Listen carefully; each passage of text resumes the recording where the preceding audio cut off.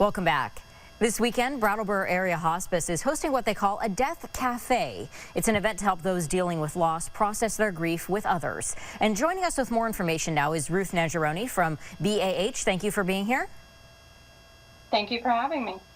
So first, tell us the basics of the event. Where and when is it, and what can people expect when they attend? So the Death Cafe, this month's Death Cafe is being held at Putney Friends Meeting House, and people need to sign up for it because the space is limited. It's this Saturday, the 20th of January from 1 to 3. There are still a few spots open, so if anybody wanted to come to Putney, they could either call us or email us to reserve a spot. And when people attend one of these, what sorts of things do they do? So a Death Cafe is an informal group discussion without an agenda.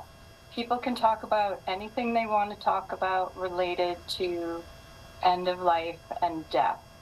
Usually we open the gathering with a big circle. Everybody circles up and we do sort of an introduction, go around the circle, say your name, where you're from. And then depending on the size of the group may stay together as one group, or if it's a really big group, then we might break into a few small groups and folks sit around and talk about whatever they want to talk about death. If they need some prompts, we often have some cards with questions that can help them get started. And there are always refreshments.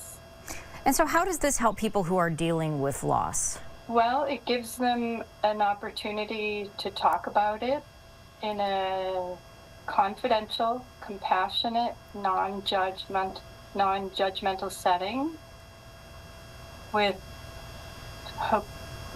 Usually the people are gentle and accepting.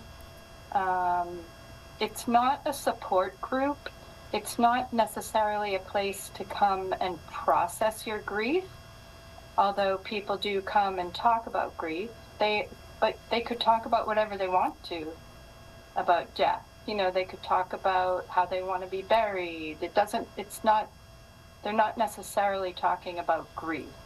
And as a whole, you know, society is somewhat struggles, I think, a little bit with the idea of death and dying. Do events like this take away some of the, you know, either the scariness or the stigma around death and dying?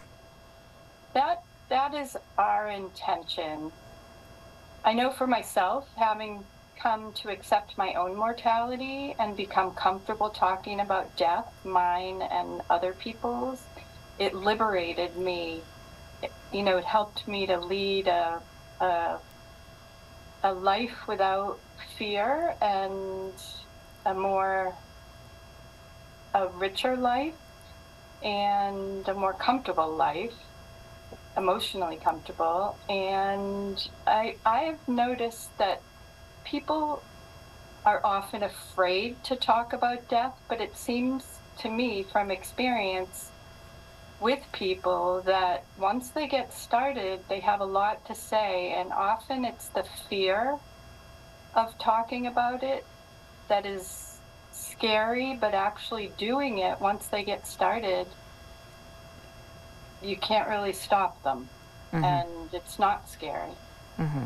And we will have information about this weekend's event on Saturday on our website, including how people can sign up ahead of time because that is required. Ruth, thank you so much for the time today.